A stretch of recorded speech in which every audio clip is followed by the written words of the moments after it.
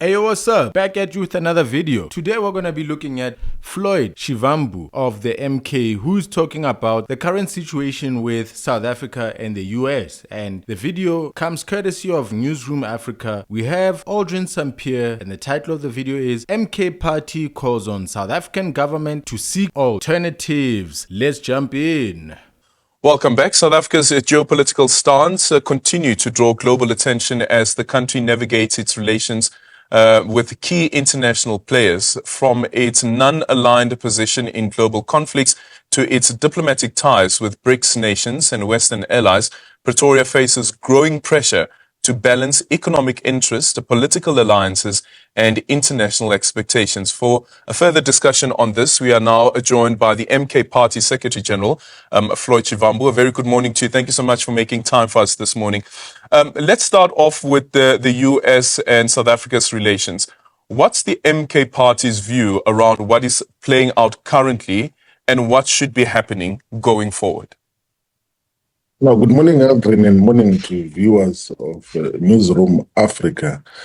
Look, our view broadly as Mkhonto sees it is that South Africa should intensify its relationships with the BRICS countries and must not be too dependent on the erstwhile colonizers or countries that have got neocolonial aspirations. The manner in which the United States of America relates with almost all countries in the world has got neocolonial aspirations and content. So America, whenever they trade with whoever, they want to prescribe what policy positions and what direction that particular country should follow. So they utilize the instruments of aid and the instruments of trade as a manner to, and as a mechanism to bully those that they relate with. So Floyd is saying, let's not deal with the previous colonizers and those who have aspirations for future and present, actually, colonialism in the form of the United States. He says that what they are currently engaged in is neocolonialism. You give me your cows, I'll give you a mirror and a Victorian era kettle. Those that they relate with. So to trade with the United States of America, of course, in the current conjuncture and period, it might be beneficial to certain economic role players, particularly those who export goods and products through the AGOA agreement, which the American government has with different African countries. But the manner in which such has been handled thus far is not sustainable. It's utilized as a bullying tactic. So if we were to listen to what the Deputy President or party leader in Parliament got to say in the State of Nation Address contributions, and on several occasions, is to say that let us intensify our relationships with BRICS countries, particularly Russia, China, India, Brazil, and now, of course, those that have got to join the BRICS bloc of the United Arab Emirates, the Islamic Republic of Iran, Ethiopia, Egypt. And if you were to look into just the economic significance of the BRICS plus bloc, its economic value, it's larger than the G7 countries all over the world, one, but two, in terms of the population and the market size, it's far much larger. So South Africa should purposefully pursue far much more sound relationship with the global south, because those with neocolonial or colonial aspirations, they'll continue to abuse us and treat us as non-entities. They still want to maintain the colonial relationship that existed for many years, that they tell us what to do and everything else there. And the mischaracterization of South Africa's problems by Mr. Donald Trump is a deliberate effort. It's part of the colonial attitude of wanting to dictate as to what should happen to South Africa's foreign policy on Israel, on a variety of other questions as well. So basically, we need to intensify our relationships with the global south. We must not be too dependent on the colonial West, because their aspirations, their attitude, their approach has not shifted even when colonialism has formally or statutorily been abolished in the manner that it is. So there has to be purposeful Yeah, do you not get the feeling, if you've been listening to, let's say, Colonel Chris Wyatt, for example, he's been saying, knock the nonsense, referring to the bills that have been signed, adopted, whatever term is, the Billa bill, the expropriation bill. He's been saying, knock the nonsense, or else something else will happen. You will know the phrase, FAFO, fuck around and find out. And this is an attitude of somebody who purports to be your friend, somebody who is aiding you, somebody who is giving you free money, somebody who is a net importer, a bringer of wealth to South Africa. We are told by Byron Shepherd that South Africa is not giving anything as such to the United States. In fact, South Africa is 100% a beneficiary from the benefactor over there. They receive no benefits whatsoever. They're only coming this way. If that be the case, why does that come with FAFO, fuck around and find out? Is that the attitude that Floyd is talking about there? Is he correct? Is he totally wrong? Be purposeful intervention and approach of intensifying and solidifying our relationships to the global south. That is the only sensible thing that we can get to do, because we cannot continue to live under a colonial cloak and under a colonial monitoring by the imperialist West that So I've been saying that the cop is busy circling, right? We are being given this impression, especially if you've watched the previous video that came before this one, where Solidarity went to the United States. Over there, they didn't reveal who they were speaking to, but they said that they are speaking with people who have close knowledge about South Africa, who are closely monitoring the situation, who know about the expropriation bill and the Bella bill, etc., etc. And so there's warnings being given by the Solidarities, the Afro-Forums, the right-wingers like the Ronaldo Joses. Although, funny thing, somebody in the comment dropped in. Hopefully I can put the comment here. And they said that, well,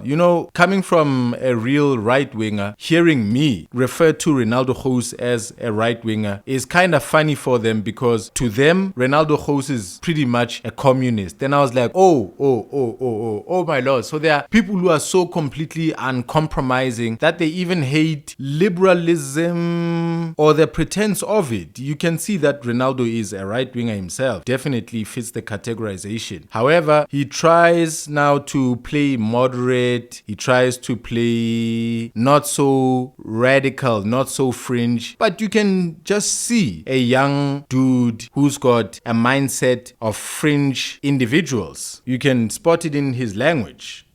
That continues to undermine our prospects. It's not true that we completely need the United States of America for us to survive. The Federative Republic of Russia, or the Russian Federation, is surviving now, it's thriving. Like, despite the West cutting all its economic relations with the Russian Federation, but it's able to thrive. Many other countries in the world are able to thrive and sustain their economies without reliance on the West, which in almost all instances wants to dictate as to just what gets to happen. So that is basically how we view the manner in which the U.S. relations must be handled. We must not be begging. We must not be on our knees. We must not be treated like we're children. We must not have the colonial relationship that existed before.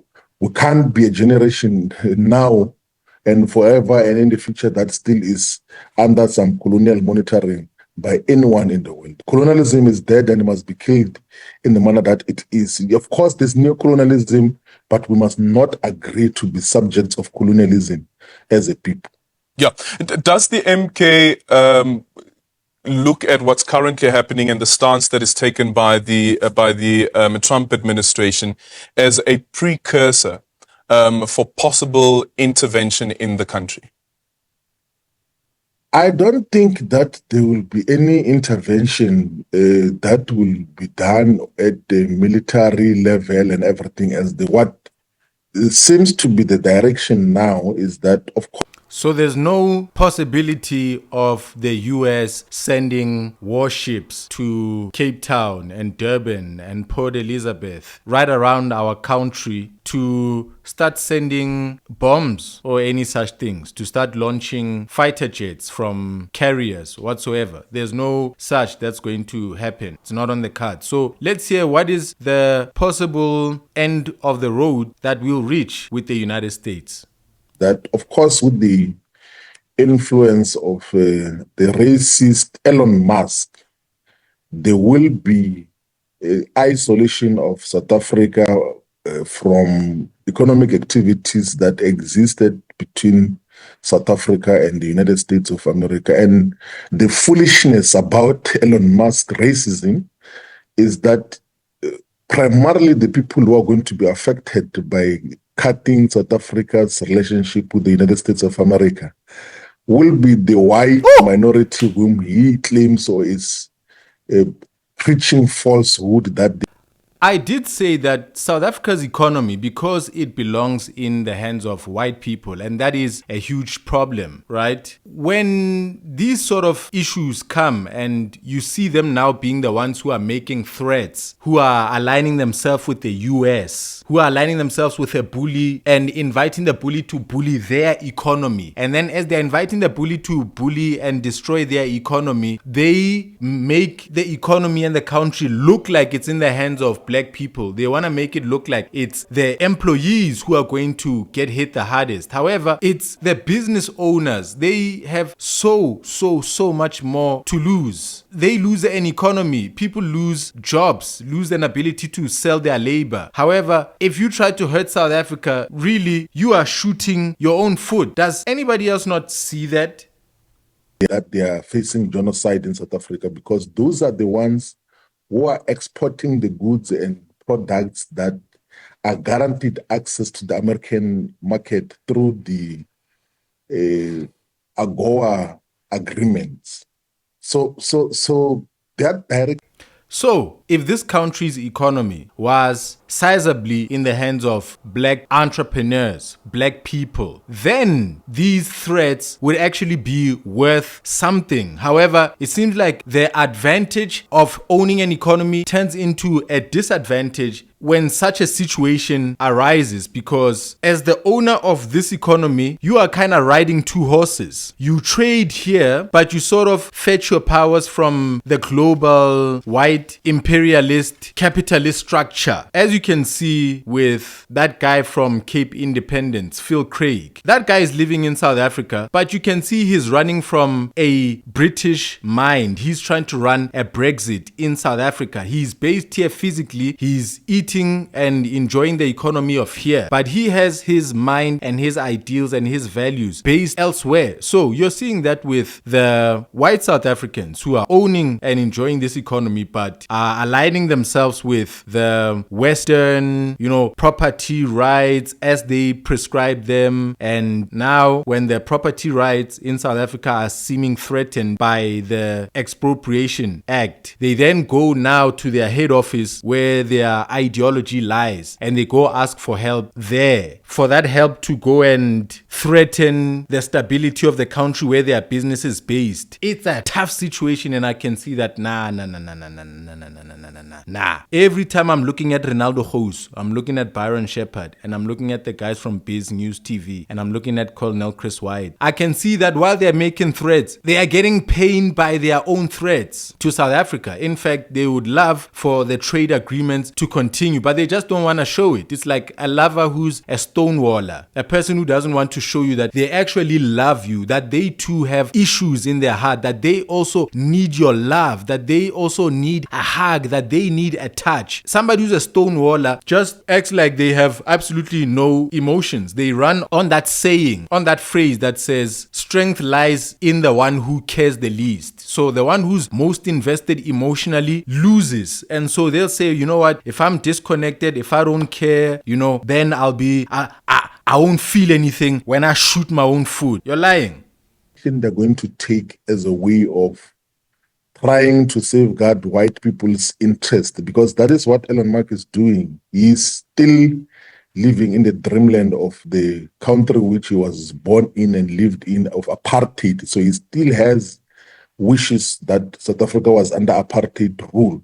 That is what it is. And then he utilizes the fact that he has got some money to then influence a puppet president in the United States of America in the manner that it is.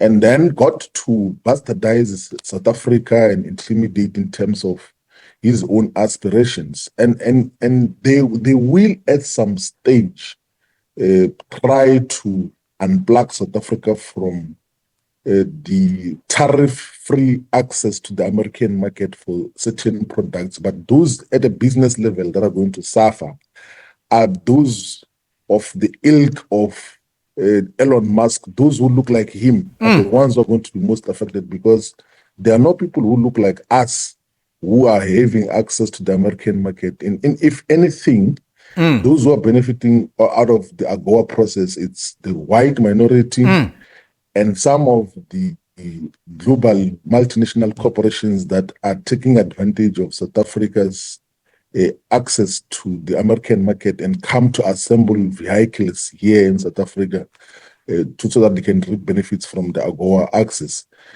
If we had a responsible government that knows its agenda and program, by now we should be having thorough engagements with China, with Russia, with India, with Brazil, with the United Arab Emirates, with the Islamic Republic of Iran, with the Federative Republic of Ethiopia, with the Republica Argentina, and all the countries that are part of the BRIC Plus group, to say that they are producers of goods and products in South Africa who need access to different markets.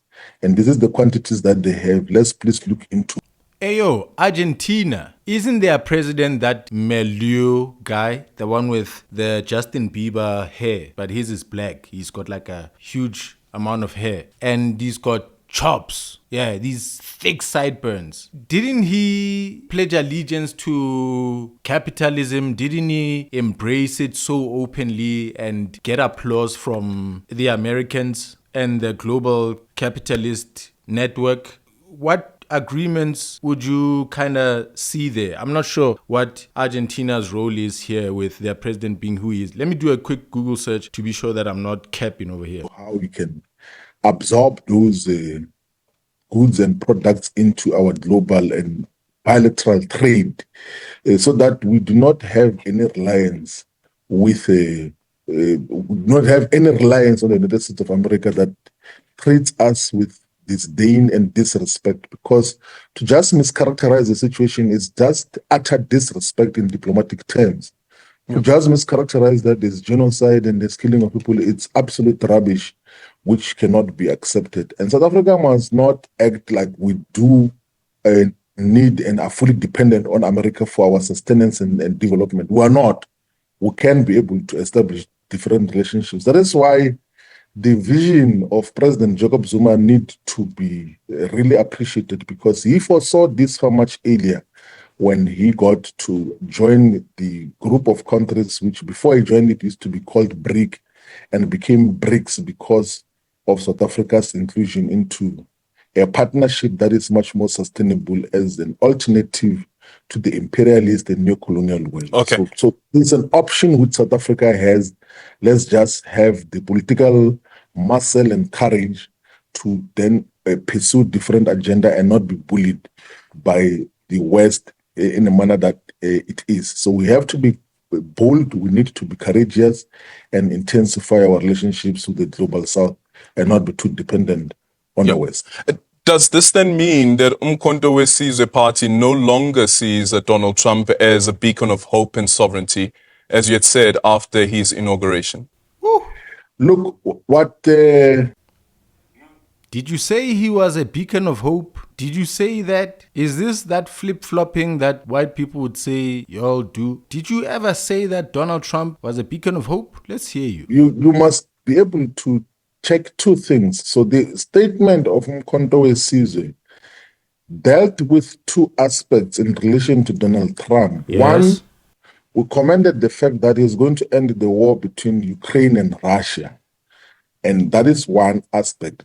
And two, that he's going to end the West's bullying tactics in relation to the so-called green transitions of the global south, because the administrations that existed before him, particularly the Democrats' administration in the United States of America, was irrationally and senselessly imposing the so-called green agenda into South Africa, of saying that please unplug electricity from the coal sources. That is why in many instances we're beginning to even have perennial problems of electricity. They were saying do not burn coal, do not use fossil fuels, sometimes with questionable scientific basis in the manner that it is. Then we knew that that imperialism, which was being driven through the green agenda, is going to end with the ascension of Mr. Trump into office. But two, we knew that the war between Ukraine and Russia, which had characteristics of a beginning of a world war, which had the potential to escalate into a world war, particularly with the involvement of the North Atlantic Treaty Organization, NATO. So we knew that that is going to come to an end. So in terms of global peace, in terms of the expansive imperialist agenda on the green program, we did foresee, as Mkhonto Wesizwe when Mr. Trump was elected, that such is going to come to an end. We are not friends with American imperialism, but we then isolated those issues that what his election meant is that the global green imperialism is going to come to an end, one, but two, the threat of a world war is going to come to an end because there won't be continued support of Ukraine in the conflict, in the necessary intervention which the Russian Federation is making in Ukraine to prevent the expansion of NATO into Russian borders. Okay, does that mean that Mkhonto Wesizwe still sees the Trump administration as a beacon of hope?